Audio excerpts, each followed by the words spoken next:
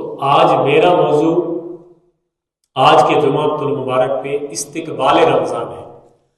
استقبال رمضان کا مطلب کیا ہے کہ جیسے دنیا میں آپ لوگ کسی کو ویلکم کرتے ہیں، اپنے رواج کے مطابق ویلکم کرتے ہیں۔ آپ کسی اپنے محبوب بندے، کسی وی آئی پی شخصیت کو اپنے ڈیرے پہ، اپنے گھر، اپنے چک میں، اپنے محلے میں آمد پہ جس طرح ایک گرم جوشی سے انسانی تقاضوں کے مطابق ویلکم کرتے ہیں، اس کو استقبال کہتے ہیں۔ اور ہم نے آج استقبال رمضان یعنی رمضان کو ویلکم کرنا ہے اس جمعے پہ، تو اس کو کیسے کہ جیسے اس کے اوپر پھول پھینکنے یا جس طرح ہم دنیاوی رواج کے مطابق جو ہے وہ ویلکم کرتے ہیں، تو اس طریقے سے نہیں۔ مطلب یہ ہے کہ اللہ کے پیارے محبوب صلی اللہ علیہ وسلم نے رمضان المبارک میں جو طریقہ، سلیقہ اور اس کو گزارنے کا جو سنت جاری فرمائی، ہم نے اس کو سن کے، پڑھ کے، سمجھ کے رمضان المبارک اسی طریقے سے گزارنا ہے۔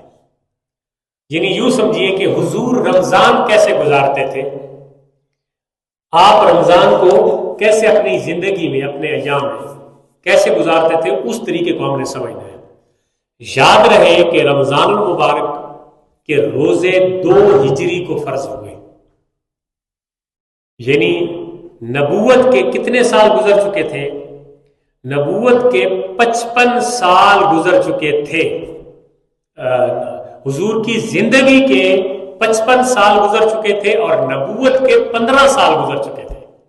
یعنی آپ نے 40 سال میں اعلان نبوت فرمایا، تو نبوت کے 15 سال گزر چکے تھے اور حضور سید عالم صلی اللہ علیہ وسلم کی زندگی اور حیات مبارک کے 55 سال 54 یا 55 سال گزر چکے تھے۔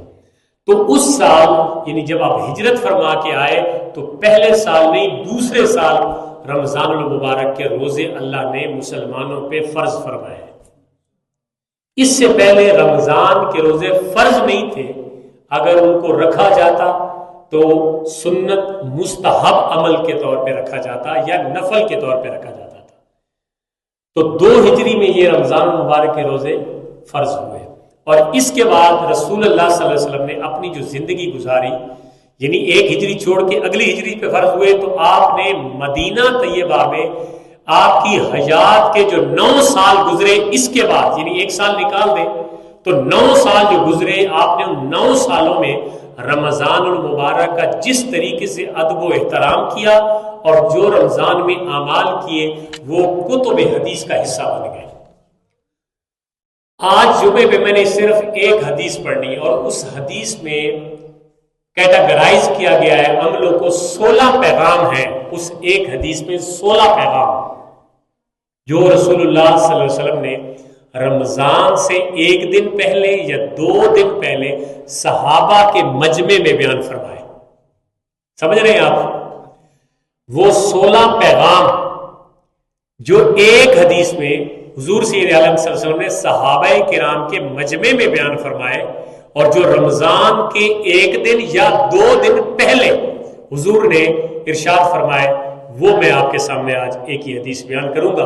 اللہ تعالیٰ ہمیں عمل کی توفیق عطا فرمائے۔ کتب حدیث کی کثیر کتب میں یہ روایت موجود ہے جو میں اب پڑھنے لگا ہوں۔ حضور سید عالم صلی اللہ علیہ وسلم نے ارشاد فرمایا، اب صحابہ بیٹھے ہوئے تھے سامنے، آپ نے فرمایا، یا ایھا الناس قد اظلکم شہر عظیم مبارک۔ پہلا پیغام، اے لوگوں، تمہارے اوپر ایک بڑا اور برکت والا مہینہ سایہ لے کے آنے والا ہے۔ 3 لفظ فرمائے، شہر عظیم مبارک۔ ایک اور ازلہ، جو ازلوں کا مطلب ہوتا ہے سایہ کرنا کسی اوپر، جیسے آپ دھوپ سے بچنے کے لیے چھتری کا سایہ کرتے ہیں اپنے اوپر، یا دھوپ سے بچنے کے لیے درخت کے سائے کے نیچے جاتے ہیں۔ یعنی فرمایا مقصد کیا ہے؟ فرمایا اب جو مہینہ آ رہا ہے نا، ایک یہ ہے کہ یہ عظمت و شان میں بھی بہت بلند ہے، اور دوسرا اللہ نے اس میں برکتیں ہی برکتیں رکھی ہیں، مبارک برکت سے ہے، برکتیں ہیں، اور یہ تمہارے اوپر ایسے اللہ کی رحمت کی چھاؤں کر کے آنے والا ہے، رحمت ربی کی چھاؤں کے طور پہ، چھتری کے طور پہ تمہارے اوپر سایہ فکر ہونے والا ہے۔ یعنی جس میں جب چھتری ہوتی ہے تو اگر اس میں سوراخ نہ ہو تو آپ کو کلیتاً وہ دھوپ سے بھی بچاتی ہے اور بارش کے قطروں یعنی بھیگنے سے بھی بچاتی ہے۔ تو جب وہ چھتری کی مثال یا سائبان کی مثال دے کے سمجھانا یہ مقصود تھا کہ جس طرح آپ اس کے نیچے آ کے اپنے آپ کو دھوپ کی سختی سے یا بارش کے بھیگنے سے بچا لیتے ہیں، اسی طرح آپ کے زندگی میں وہ مبارک مہینہ آ رہا ہے، آپ گناہوں سے اس مہینے میں اپنے آپ کو اس چھتری کی طرح اللہ کی عبادت کر کے بچا سکتے ہیں۔ ایک پیغام، اذلکم شہر عظیم مبارک، تمہارے اوپر سایہ کرنے والا ایک بڑا مہینہ جو برکت والا ہے۔ ایک دوسرا فرمایا شہر فیہ لیلۃ خیر من الف شہر۔ دوسری بات، ایک تو قرآن کو اللہ تعالیٰ نے قرآن میں بھی اس مہینے کا نام لے کے ذکر فرمایا، شہر رمضان الذی انزل فیہ القرآن، یہ قرآن کا پیغام ہے کہ مہینہ رمضان کا وہ مہینہ ہے جس میں اللہ تعالیٰ نے قرآن کو نازل فرمایا، اور قرآن کیا ہے؟ یہ ہدایت کا سرچشمہ ہے، یہ روشنی اور نور ہے۔ اس لیے فرمایا کہ اللہ نے قرآن کو رمضان میں نازل، ایک رمضان کی اپنی شان، پھر نزول قرآن کی شان، اور پھر جو دوسرا پیغام فرمایا فیہ لیلۃ خیر من الف شہر، یہ مہینہ جو آ رہا ہے اس میں ایک رات ہے، لیلۃ ایک رات، خیر من الف شہر جو 1000 مہینوں سے بہتر رات ہے۔ دوسرا پیغام یعنی یہ مہینہ، اس کی وہ رات تلاش کرنے کے لیے، ڈھونڈنے کے لیے بندے جناب جستجو کریں، شاید یہ رات ہو، شاید یہ رات ہو، شاید یہ رات ہو، تو اسی اسنا، اسی جستجو میں یہ اپنے آپ کو عبادت الہی میں تھکاتے رہے، یہ مقصد ہے۔ ہم تو کہتے ہیں نا جی 21 کی رات ہے، 27ویں کی رات ہے، نہیں یار 26 کی رات۔ وہ بھائی اس مہینے میں جب سمپل بتا دیا گیا کہ ایک رات ہے، وہ یکم رمضان سے لے کر 30 رمضان تک، تو بال یقین کوئی ایک رات ہے، بال یقین کوئی ایک رات ہے نا۔ اور یہ شک ہے کہ وہ 21ویں کی رات ہے یا 25ویں کی رات ہے یا 27ویں، یہ شک ہے۔ بال یقین یہ ہے کہ ایک رمضان سے لے کر 30 رمضان تک ایک رات ہے جو ایک مہینے سے بہتر ہے، 1000 مہینے سے بہتر ہے۔ تو پھر بندہ اگر یوں کرے کہ رمضان کی پہلی رات سے لے کر رمضان کی آخری رات تک بندہ جناب عبادت میں اپنے آپ کو تھکاتا رہے، تو یقین مانے وہ ایک رات بال یقین اس کی زندگی میں ضرور آئے گی۔ آپ سمجھ رہے ہیں کہ نہیں؟ بھی پھر سنیں، یہ بات میں بار بار دہرا رہا ہوں، 2-3 دفعہ دہراتا ہوں تاکہ آپ کے ذہن میں ہو جائے۔ ایک رات ہے جو کتنے مہینوں سے بہتر ہے؟ 1000 مہینوں سے۔ اور 1000 مہینوں کو اگر سالوں میں کنورٹ کریں تو اس کو اگر آپ تقسیم کریں تو یہ تقریباً 83 سال اور کچھ مہینے بنتے ہیں۔ اور 83 سال تو عمر ہی نہیں ہوتی بعض وقت، پہلے ہی پتہ چل بستا ہے۔ اس لیے 83 سال کچھ مہینے ایک رات کے بنتے ہیں، ایک رات کے، اور وہ رات کب ہے؟ رمضان میں ہے۔ اب یہ یقینی طور پہ کب ہے؟ ایک رمضان سے لے کر 30 رمضان تک کوئی ایک رات یقینی طور پہ ہے، اور ہر سال ہے۔ اب خوش قسمت بندہ ہے جو یکم رمضان سے لے کر 30 رمضان تک اپنے آپ کو جناب عبادت الہی میں، تراویح میں، قرآن میں، ذکر اذکار میں وہ چلاتا رہے گا، تو یقیناً اس کی زندگی میں رات، وہ اگر ایک رمضان میں جاگے گا تو ایک دفعہ ضرور آئے گی، اگلے رمضانوں میں جاگتا رہے گا تو اور فائدہ ہو جائے گا اس کا۔ تو جس کی زندگی میں اگر اس نے ایک رات شب قدر کی پا لی اور اس میں عبادت کر لی، تو اس کی زندگی میں اگر صرف ایک سال اس نے ایسا کیا تو اس کو 83 سال کی عبادت کا ثواب ملے گا۔ اور اگر کوئی اتنا خوش قسمت ہے کہ جب بھی رمضان آتا ہے تو وہ کمر کس لیتا ہے کہ کہ بس میں نے جی عبادت کرنی ہے، میں نے جی پورے مہینے کا اعتکاف کرنا ہے، میں نے جی ہر رات کو جاگنا ہے، تو وہ خوش قسمت ہے جس کی زندگی میں کئی رمضان آتے ہیں اور ہر رمضان کی ہر رات کو وہ جاگ کے گزارتا ہے، تو اس کی عبادت کا اندازہ خود لگائیے۔ تو یہ آپ کو رغبت دلانے کے لیے میں بات کر رہا ہوں کہ آپ جستجو کریں کہ یار نہیں، آخری عشرہ نہیں، پہلے رمضان سے ہی ہم اپنے آپ کو عبادت میں لگاتے ہیں۔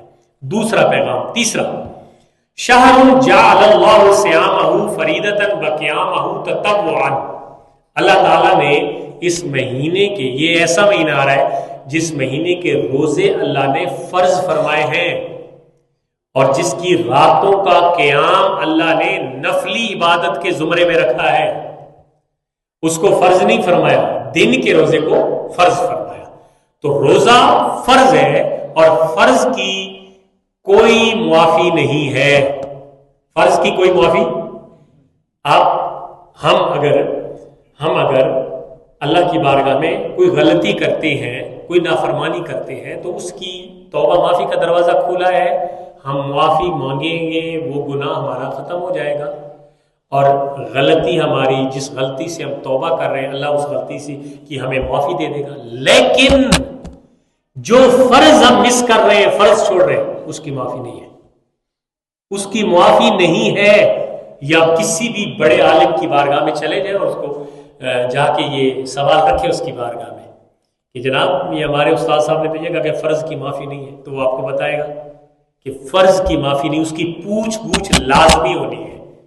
اور ہم کتنے وہ سستی کاہلی کا شکار ہو چکے، صحت بھی ہے، زندگی بھی ہے، وقت بھی ہے، لیکن جب رمضان آتا ہے تو روزوں کو پس پش ڈال دیتے ہیں، کہتے ہیں بس یار نہیں رکھے جاتے، ایویں ہی بہانے، کوئی بات ہی نہیں ہے، نہیں رکھے جاتے، کوشش ہی نہیں کرنی، وہ جرأت ہمت بھی اپنے اندر پیدا نہیں کرنی۔ تو اس لیے رمضان کے دن کا روزہ اللہ نے فرض فرمایا ہے اور رات کا قیام جو ہے وہ نفلی فرمایا ہے۔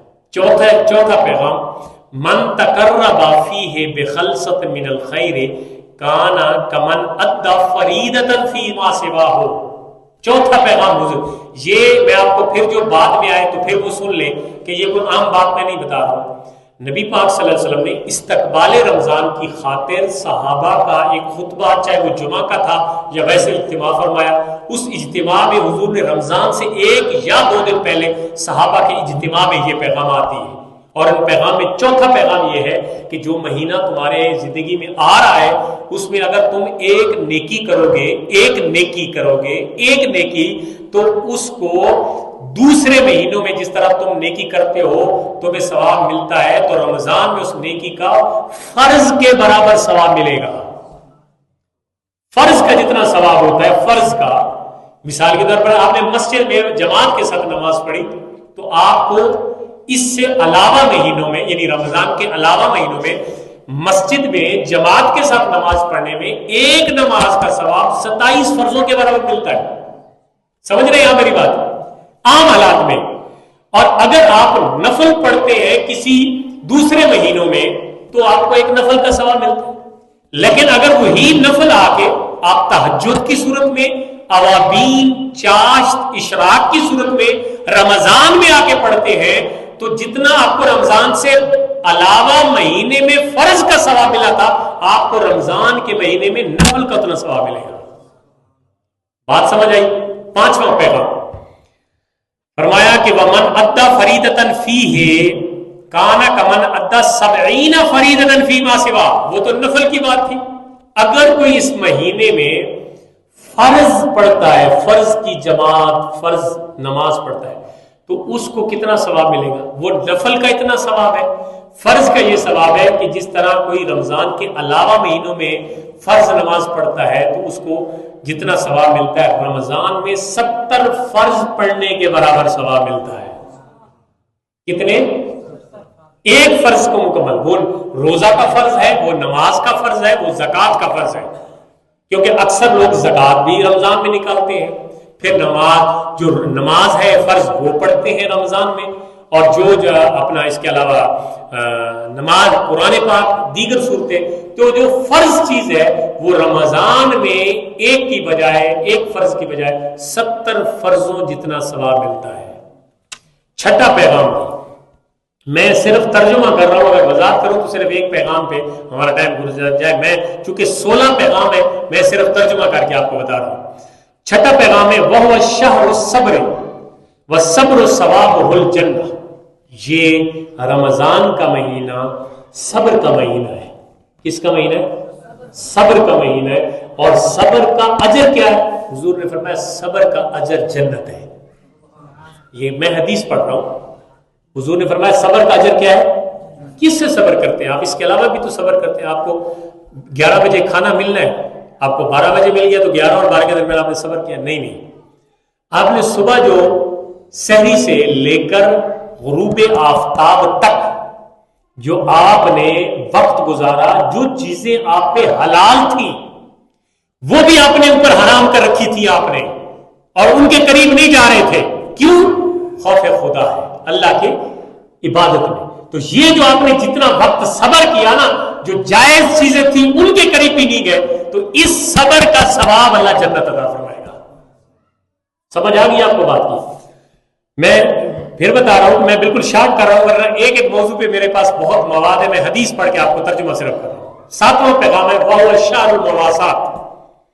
مواسات کہتے ہیں غم گساری کو، کسی کی امداد کر دینا، کسی کے ساتھ اس کی ضرورت کے مطابق تعاون کر دینا، کسی بھی مادہ میں، جانی اور مالی صورت میں، کسی بھی مادہ میں آپ کسی ضرورت مند کی مطلب آپ اس کی امداد کر دیتے ہیں، اس کے ساتھ تعاون کر دیتے ہیں، تو یہ مواسات کا مہینہ ہے. مثال کے طور میں افطاری کا پروگرام کرتا ہوں، افطاری اپنی حیثیت کے مطابق افطاری کا پروگرام بناتا ہوں، جو بناؤں گا یہ بھی کہیں تو ساتھ وعدہ کر کے پھر میں افطاری بھی بناؤں گا، آپ کو بلاؤں گا، آپ آ جائیے گا. افطاری اپنی حیثیت کے مطابق افطاری کرواتا ہے. تو وہ لوگ جن کے گھر میں اگر اس وقت اس دن کوئی چیز افطاری کے لیے نہیں ہے، تو مواسات یہ ہے کہ مل بیٹھ کے افطاری کر لیتے ہیں. یا اس کے علاوہ کسی ایسے نادار گھر ہے جہاں پہ کوئی ضرورت نہیں، تو آپ اپنے گھر سے جو آپ فروٹ لائے ہیں کوئی تھوڑا سا کسی دوسرے کے گھر میں بھیج دیں. یہ مواسات ہے، اور یہ اسلام کو بہت زیادہ پسند ہے. جیسا کہ آپ گھر میں بہت اچھا سالن بناتے ہیں اور آپ اپنے لیے ظاہر ہے آپ کی خواہش ہے، آپ کھا سکتے ہیں، آپ کو مطلب حق حاصل ہے، تو آپ اس میں 1 چمچ پانی کا اضافی ڈال دیں. کیوں ڈال دیں؟ یار میں پڑوسیوں کے گھر بھیجوں. کھا تو آپ نے پھر بھی اپنے لیے لینا ہے، لیکن اپنے پڑوسیوں کے لیے جو بھیج دیا، یہی اسلام کو بات پسند ہے. اسلام چاہتا بھی یہی ہے کہ یار آپ تھوڑا پڑوسیوں کو بھیج دیں، تو وہ بھی آپ کے اس شوربے میں سے کھا لیں گے. لیکن پڑوسی بھی تو ایسے ہوگا نا کہ یار روٹی تو بھیجی کو نہیں، ابھی سالن بھیج دیتا ہے. تو جتنا آ جائے اس میں بھی گزارا کرنا چاہیے نا. یعنی شکر بھی تو اللہ تعالیٰ نے ساتھ ساتھ نازل فرمایا. جہاں پہ مواسات کا حکم دیا وہاں پہ شکر بھی تو سکھایا. جو آ جائے وہ کھا لے، بس اس میں سے کیڑے نہ نکالے. آپ کو اچھا لگتا ہے کھا لیں، نہیں لگتا تو چھوڑ دیں. ہمارا دین یہی کہتا ہے، آپ کو کوئی چیز اچھی لگتی ہے آپ کھا لیں. کوئی آپ کو بلاتا ہے دعوت پہ، آپ کے ذہن کے مطابق، خواہش کے مطابق کھانا نہیں بنا ہوا، آپ کو اچھا نہیں لگ رہا، آپ کو نہیں لگ رہا، اپنا کھائیں. لیکن اگر آپ کھا رہے ہیں تو پھر عیب نہیں نکالیں. یہ اسلام کو پسند نہیں ہے، اور پیغمبر اسلام صلی اللہ علیہ وسلم نے اسے منع فرمایا کہ یہ نہ کیا. اس سے رزق میں کمی آتی ہے، بے برکتی ہوتی ہے. وَشَهْرٌ يُزَادُ رِزْقُ الْمُؤْمِنِ فِيهِ. یہ وہ مہینہ ہے جس میں ہر مومن کا رزق اللہ دگنا فرما دیتا ہے. کیا کر دیتا ہے؟ دگنا. یعنی رزق میں اللہ تعالیٰ اضافہ فرما دیتا ہے. آپ دیکھتے نہیں ہیں کہ عام مہینوں میں ہم فروٹ کی قریب ہی نہیں جا سکتے، عام مہینوں میں، اور یہاں 30 دن ہمارے لیے اللہ تعالیٰ نعمتیں بھیج دیتا ہے، سبب پیدا کر دیتا ہے، اور ہم فروٹ لے کے اس فروٹ سے اپنا وہ کر لیتے. یہ الگ بات ہے کہ مسلمان رمضان آتا ہے تو کافر ملک مسلمانوں کے لیے کنسیشن کر دیتے ہیں، 50% پہ آ جاتی ہیں چیزیں. اور ہمارے جب اس پاکستان میں جب آتا ہے رمضان تو یہاں پہ 200% جو ہے وہ پرائسز انکریز ہو جاتی ہیں، قیمتیں بڑھ جاتی ہیں. یہ ہمارے اپنے ایمان ہے کہ ہم جس ملک میں رہ رہے ہیں وہاں پہ اسلامی جمہوریہ پاکستان اس کا نام ہے، صرف پاکستان نہیں ہے، اسلامی جمہوریہ پاکستان. ہمارا ہم کہتے ہیں ہمارے سے بڑا مسلمان ہی کوئی نہیں ہے. لیکن جو ڈنڈی مارنی ہے ہم نے، چاہے وہ ناپ تول میں ہے، چاہے بےایمانی میں ہے، دھوکے میں ہے، ملاوٹ میں، ہمارے اندر پائی جا رہی ہے. یا گراں فروشی ہے.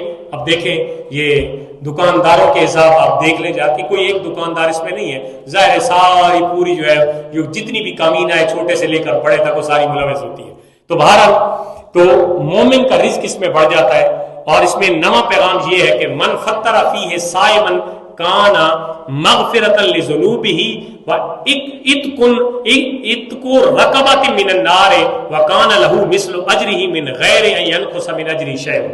फरमाया अगर कोई बंदा किसी रोजादार का रोजा अफ्तार करा दे इस महीने में, तो ऐसे है जैसे उसने एक गुलाम आजाद करवाया, और उसके लिए उस रोजादार की अफ्तारी के बदले में अल्लाह ताला उसके गुनाहों की बख्शिश फरमा देता है। और ये हदीस का अजर है, मतलब इसमें फरमाया गया है। इसके अलावा 10वां पैगाम ये युतिल्लाहु हाज़ा सवाब मन फत्तरा साइमन अला तमरतिन औ अला शिरबतिन औ मज़ाकतिन लाबानिन। फरमाया कि अगर हमारे यहाँ तो ये होता है ना कि जब किसी रोजा अफ्तारी पे बुलाया जाए दोस्तों को, तो उसके लिए हम पुरतकल्लुफ सिस्टम करते हैं, पुरतकल्लुफ जो है अफ्तारी का निजाम करते हैं, और अपनी तरफ से जाहिर है कोई बंदा गुंजाइश नहीं छोड़ता कि मैंने मेहमान बुलाए तो मैं उनकी खिदमत तवाज़ु करूं। लेकिन ये जो इफ्तार साइम का जिक्र हदीस में है ना, इसमें बड़ी मजेदार बात है, ये उन गरीबों के लिए हुजूर ने गुंजाइश पैदा फरमा दी जिनके पास पेटियां खजूरों की और पेटियां फ्रूटों की खरीदने के पैसे नहीं है। हुजूर ने फरमाया ये किसी रोजादार को रोजा अफ्तार करने का जो सवाब पीछे जिक्र हुआ, ये उस बंदे को भी मिलेगा जो एक खजूर या एक घूंट पानी या एक दूध के घूंट पे भी किसी का रोजा अफ्तार करवा दे, उसको भी यही सवाब मिलेगा। और इसके अलावा जो हम इंतजाम करते, जितना गुड़ उतना मीठा, जितनी आपकी हैसियत है उतनी कर ले, लेकिन एक खजूर भी आप किसी को दे दे खुलूस के, आप किसी को याद, ये मेरी तरफ से आपने एक खजूर से रोजा अफ्तार करना है। आपको हमारे प्यारे रसूल सल्लल्लाहु अलैहि वसल्लम ने गरीबों के लिए भी गुंजाइश पैदा फरमाई कि जिनके पास वुसअत नहीं है, वो जरा मेहनत तो करे ना, थोड़ा सा जज्बा पैदा करें इस बात पे कि वो कम से कम किसी को मोहब्बत और खुलूस से एक खजूर किसी टाइम दे दे। यार ये लो, मेरे पास बिठाने की भी जगह नहीं है, मेरे पास बुलाने की भी जगह नहीं है, ये लो खजूर मेरी तरफ से तू रोज अफ्तार कर ले। बस अल्लाह ताला दिलों की हालत देखता है, ज़ाहिरी सिस्टम को नहीं देखता। अगर आपने बहुत बड़ा प्रोग्राम बनाया और उसमें आपकी रियाकारी मकसूद है कि यार लोग कहे वाह वाह फलाने अफ्तारी करवाई और बड़ा, तो वो सारा ज़ाया हो जाएगा। और आपने खुलूस से एक खजूर या एक घूंट पानी या एक घूंट दूध भी किसी को पेश कर दिया, तो आपको वो इफ्तारी का सवाब मिल जाएगा, और जो ऊपर गुजर गया। और इसमें जो 11वां पैगाम है वो है वह शहरु अव्वलु रहमतुन व औसतु मगफिरतुन व आखिरु इत्कुम मिनन नार। ये वो महीना है जिसका पहला अशरा रहमत है, दूसरा अशरा वो मगफिरत है, गुनाहों का माफी की, और तीसरा अशरा जो आग से छुटकारे का अशरा है। ये 11वां पैगाम है। 12वां मन खफ़फ़ा ममलूकहु फीहि गफ़रल्लाहु व आतक़हु मिनन नार। सुभान अल्लाह। हुजूर ने हर शोबा हाय जिंदगी रखने वालों के लिए हर तरह की गुंजाइश पैदा फरमाई। फरमाया इस महीने में कोई मालिक अपने नौकर के लिए अगर काम में आसानी पैदा करेगा तो अल्लाह ताला उसके गुनाह बख्शेगा और उसको जहन्नुम से आजाद फरमाएगा। मालिक नौकर से, सरदार अपने गुलाम से, ठीक है, मजदूर के साथ रियायत, कोई भी मजदूर हो इस महीने में अगर वो रियायत बरतेगा अपने नीचे काम करने वालों के लिए, तो उसके लिए ये अजर है कि अल्लाह ताला उसकी गुनाहों से मगफरत फरमाएगा और उसे जहन्नुम से आजाद फरमाएगा। 13वां पैगाम है वस्तक्सरू फीहि मिन अरबति खिसालिन खसलतैन तरदौन बिहिमा रब्बुकुम व खसलतान लिइगनाय बिकुम अनहा। 4 चीजें इसमें कसरत से करो। 2 ऐसी चीजें हैं जिनसे तुम अपने रब को राजी कर सकते हो, और 2 ऐसी हैं जिनके बगैर तुम्हारा गुजारा नहीं है। 4 चीजें, 2 कौन सी जो जिनसे तुम अपने रब को राजी कर सकते हो। वह अम्मल खसलतान अल्लातान तरदौ न बिहिमा रब्बुकुम फशहादतु अल्ला इलाहा इल्लल्लाह व तस्तगफिरुना। तुम अपने रब को 2 तरीके से राजी कर सकते हो। इस महीने में आप कसरत से कलमा शहादत का विर्द करते रहे, कसरत से कलमा शहादत अल्ला इलाहा इल्लल्लाह, अल्लाह एक है, वहदहु ला शरीक है, उसका कोई साजी शराकतदार उसके बराबर का कोई नहीं है, कसरत से। और दूसरा फरमाया ये उससे माफी मांगते रहे, तौबा करते रहे, ये अल्लाह को बहुत पसंद है। तुम इन दोनों के जरिए अपने रब को राजी कर सकते हो, और 2 के अलावा तुम्हारा चाराकार नहीं। वो 2 कौन से? फरमाया वो एक जन्नत की तलब है और दूसरा दोज़ख से पनाह है। ये आप दो के अलावा तुम्हारा चाराकार नहीं, यानी या तुम जन्नत मांगोगे अल्लाह से या दोज़ख से बचत مغفرت مانگو گے. دونوں صورتوں میں اللہ تعالیٰ جس چیز کا اللہ سے سوال کرو گے اللہ تعالیٰ وہ چیز تمہیں عطا فرمائے گا. 16ویں فرمایا وسقا ومن سقا صائمن سقا اللہ من حوضی شربتا لا یزعمہ حتی یدخل الجنہ. آخری بات فرمایا کہ جو بندہ کسی روزہ دار پیاسے کو پانی پلائے گا، مشروب کہہ لیں آپ، کوئی بھی مشروب، دودھ بھی آ سکتا ہے، پانی بھی آ سکتا ہے، بوتل بھی آ سکتی ہے، شکنجی بھی آ سکتی ہے، کوئی بھی مشروب کہہ لیں. بارہ کوئی بندہ کسی روزہ دار کو مشروب پلائے گا، پینے والی چیز ہے، پینے والی حلال چیز کی بات کر رہا ہوں، مشروب میں کوئی اور مراد نہ لیا جائے، تو پینے والی مشروب چیز جو بندہ پلائے گا تو حضور نے فرمایا قیامت کے دن میں اس کو حوض کوثر سے ایسا سراب فرماؤں گا کہ وہ جنت کے داخلے تک دوبارہ پیاسا نہیں ہوگا. اس لیے سبیلیں لگاؤ. یہ تو قوم تو مخالف ہو جاتی ہے، یہ کیا ہے، یہ سبیل کیا ہے؟ یہ تو حضور نے اس کی ترغیب دی ہے، لوگوں کو پانی پلاؤ، دودھ پلاؤ، لوگوں کو گنجائش ہے تو سارا سال تو بیچتے ہو، کبھی ویسے بھی لوگوں کی خدمت کرو، ان کو جناب دودھ پلاؤ مشروب کا، کسی کے گھر میں بھیجو، غریب بندہ ہے اس کے گھر میں مشروب بھیجو، خالص دودھ اس کے گھر میں بھیجو اور کہو کہ اس سے روزہ افطار کرے. پھر دیکھیں اللہ تعالیٰ کیسے نہیں برکت ڈالتا. یہ حقیقت ہے، اس کی طرف ہماری توجہ نہیں جاتی.